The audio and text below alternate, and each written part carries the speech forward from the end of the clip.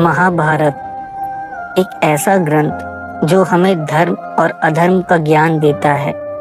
इतिहास की सबसे महत्वपूर्ण कथाओं में से एक ये ग्रंथ हिंदुओं का पांचवा वेद कहलाता है। महाभारत में एक से एक योद्धाओं का विवरण मिलता है। इस काल में ऐसे ऐसे महारथियों के होने की बात कही गई है जो अकेले ही सृष्टि को खत्म करने की ताकत रखते थे। और इसी ग्रंथ में ऐसे कई किरदार भी थे जो बेहद रहस्यमयी माने जाते हैं। ऐसा ही एक किरदार है अश्वत्थामा, जिसके आज भी जीवित होने की बात कही जाती है। आज के एपिसोड में हम अश्वत्थामा के पूरे रहस्य को जानने की कोशिश करेंगे और जानेंगे कि आखिर उस योद्धा को अमर क्यों माना जाता है। क्या अश्वत्थामा को आधुनिक युग में भी देखा गया है और क्या आज भी उन्हें देखना संभव है? तो वीडियो को अंत तक जरूर देखिएगा। दोस्तों, पांडवों और कौरवों के गुरु द्रोणाचार्य बहुत शक्तिशाली थे और उनका तपोबल अपार था। उन्हें रणभूमि में मारने के लिए छल का प्रयोग करना आवश्यक हो गया था, नहीं तो उनकी जान लेना किसी के बस की बात नहीं थी। द्रोणाचार्य और उनकी पत्नी कृपि एक ऐसा पुत्र चाहते थे जो बलवान और चिरंजीवी हो। द्रोणाचार्य ने वर्षों तक भगवान शिव की तपस्या की। शिव उनकी तपस्या से प्रसन्न हुए। तब द्रोणाचार्य ने उनसे एक ऐसा पुत्र मांगा जिसकी शूरता स्वयं शिव जैसी हो। तब जन्म हुआ अश्वत्थामा का, जो 11 रुद्र अवतारों में से एक अवतार था। अश्वत्थामा के पास अपार शौर्य और बल था। वो बचपन से ही चिरंजीवी थे। इसका मतलब उनका शरीर अमर था। इसके साथ साथ उनके मस्तक में जन्म से ही एक मणि थी। ये मणि काफी चमत्कारी थी। इस मणि के धारक को किसी भी हथियार या बाण से कोई क्षति नहीं होती। उसे किसी बीमारी, देवी देवता या दानवों का डर नहीं होता। ना ही उसे भूख प्यास परेशान कर सकती है। इस मणि के अलावा अश्वत्थामा को अपने पिता से जबरदस्त धनुर्विद्या और ब्रह्मास्त्र का ज्ञान भी प्राप्त हुआ था। दोस्तों, अश्वत्थामा बेहद शक्तिशाली और पराक्रमी योद्धा थे, लेकिन उन्होंने धन और राज्य के मोह में दुर्योधन के साथ मित्रता की और अधर्म के रास्ते पर चल पड़े। दोस्तों, महाभारत के युद्ध में कर्ण और अर्जुन के बाद अश्वत्थामा ने ही सबसे ज्यादा योद्धाओं का वध किया था। जब द्रोणाचार्य का वध हुआ तब अश्वत्थामा ने अपना संयम खो दिया और पांडवों के वध की प्रतिज्ञा ली। दुर्योधन की मृत्यु के बाद जब युद्ध खत्म हो गया तब अश्वत्थामा ने धृष्टद्युम्न को मारने की कोशिश की, लेकिन असफल रहे। अश्वत्थामा ने रात के अंधेरे में पांडवों के तंबुओं में घुसकर उन्हें सोते हुए ही मारने का प्रयास किया, लेकिन गलती से पांडवों की जगह उनके 5 पुत्रों का वध कर दिया। इस बात से क्रोधित होकर अर्जुन ने अश्वत्थामा पर आक्रमण कर दिया। अश्वत्थामा ने अर्जुन को मारने के लिए ब्रह्मास्त्र का आवाहन कर दिया और इधर अर्जुन ने भोलेनाथ से प्राप्त पाशुपतास्त्र का आवाहन कर दिया।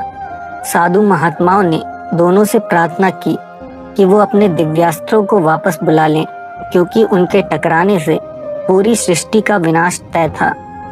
अर्जुन ने तो अपना अस्त्र वापस बुला लिया, लेकिन अश्वत्थामा ने अपना अस्त्र अभिमन्यु की पत्नी की गर्भ की तरफ मोड़ दिया, जिसमें अभिमन्यु का पुत्र पल रहा था। ब्रह्मास्त्र लगने के बावजूद भगवान कृष्ण ने अभिमन्यु के पुत्र परीक्षित की जान बचा ली और अश्वत्थामा के मस्तक से वो चमत्कारी मणि निकाल ली और उसे श्राप दिया कि वो कलयुग के अंत तक दर दर भटकेगा। उसके घाव कभी नहीं भरेंगे और कभी किसी के घर में उसे जगह नहीं मिल पाएगी। तब से लेकर आज तक अश्वत्थामा के भटकने की बातें कही जाती हैं। दोस्तों, समय समय पर अश्वत्थामा के देखे जाने की बातें कही जाती रही हैं और यही सबसे बड़ा रहस्य है। मध्य प्रदेश के बुरहानपुर में मौजूद है आसीरगढ़ का किला, जहां भगवान शिव का प्राचीन मंदिर मौजूद है। मान्यताओं के अनुसार अश्वत्थामा सुबह सबसे पहले इस मंदिर में पूजा करने रोज आते हैं। रात में पुजारी जी मंदिर में सफाई करके ताला लगाकर चले जाते हैं और सुबह जब पट खुलते हैं तो शिवलिंग पर चंदन का टीका और ताज़े फूल चढ़े हुए मिलते हैं। कई न्यूज़ चैनल्स ने यहाँ रात रुककर इस रहस्य की जांच करने की कोशिश की है और उन्होंने सुबह पट खुलते ही सबसे पहले मंदिर में दाखिल होकर देखा है। हैरानी की बात यह है कि उन्हें रात भर कोई दिखाई नहीं दिया, लेकिन सुबह शिवलिंग पर ताज़े फूल और चंदन जरूर मिले। आसपास के लोगों का दावा है कि कई लोगों ने अश्वत्थामा को मंदिर के पास मौजूद तालाब में नहाते देखा है। कई बार अश्वत्थामा को हल्दी और तेल मांगते भी देखा गया है, जो वो अपने घाव में लगाते हैं। मंदिर के पुजारी ने गलती से रात में एक सफेद आकृति को मंदिर में दाखिल होते भी देखने का दावा किया है। लोगों के अनुसार उनका कद लगभग 14 फीट का है और इतने लंबे इंसान आधुनिक युग में नहीं होते। दोस्तों, मध्य प्रदेश के एक आयुर्वेदिक डॉक्टर ने भी अश्वत्थामा से मिलने की बात कही है। डॉक्टर ने बताया कि उनके पास एक मरीज आया था जिसका कद विशालकाय था। उसके माथे पर घाव था जिसमें सेप्टिक हो गया था। कई बार जड़ी बूटियों का लेप करने के बाद भी वो घाव एकदम ताज़ा था। चिकित्सक ने मजाक में मरीज से कहा कि तुम्हारे घाव भरते नहीं हैं, कहीं तुम अश्वत्थामा तो नहीं हो। पलटकर वापस देखने पर डॉक्टर ने पाया कि वो मरीज गायब हो चुका है और बाहर बैठे मरीजों ने उसे बाहर जाते भी नहीं देखा। इसके अलावा एक रेलवे कर्मचारी ने अश्वत्थामा से मिलने की बात कही है। वो कर्मचारी छुट्टियां मनाने गुजरात गया था, जहां जंगल में अकेले घूमते हुए उसका सामना एक विशालकाय आदमी से हुआ जिसकी लंबाई लगभग 14 फीट थी। उसके मस्तक पर घाव था। कर्मचारी ने उसका परिचय मांगा और उससे बातें की। कर्मचारी का कहना है कि अश्वत्थामा ने उसे बताया था कि भीम उससे ज्यादा विशालकाय और बलवान था। पृथ्वीराज चौहान के जीवन पर लिखी किताब पृथ्वीराज रसों में अश्वत्थामा का वर्णन मिलता है। मोहम्मद गौरी से युद्ध हारने के बाद पृथ्वीराज जंगल चले गए और वहां उनकी मुलाकात एक ऐसे व्यक्ति से हुई जिसके मस्तक पर घाव था।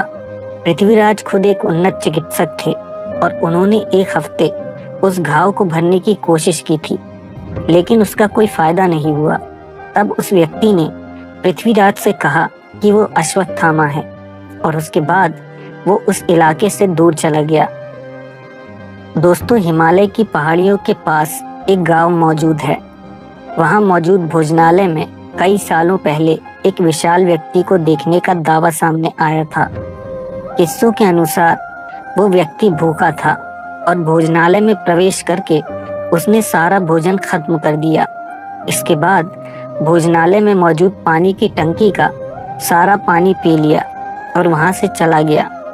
उस व्यक्ति के मस्तक में घाव था और इस घटना को भोजनालय के मालिक, उनके भाई और उनकी पत्नी ने अपनी आंखों से देखा था।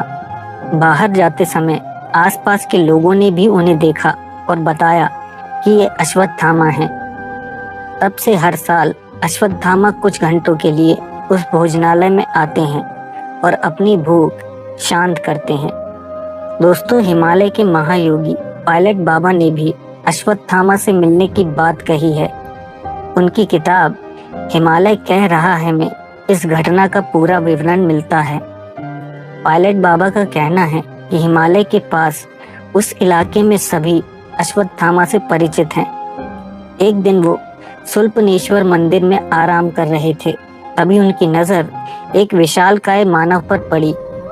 बाबा जी ने अपने गुरु की तरफ आश्चर्य से देखा तो गुरु खामोशी से मुस्कुराने लगे। इसके बाद वो उस विशालकाय मानव के पीछे चल दिए।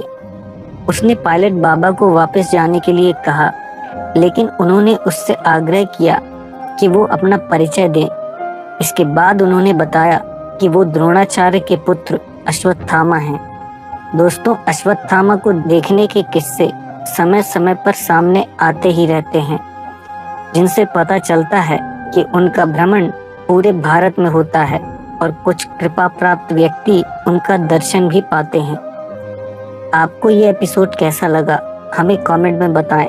लाइक करके हमें सपोर्ट करें और चैनल को सब्सक्राइब करें। वीडियो पसंद आया हो तो शेयर ज़रूर करें।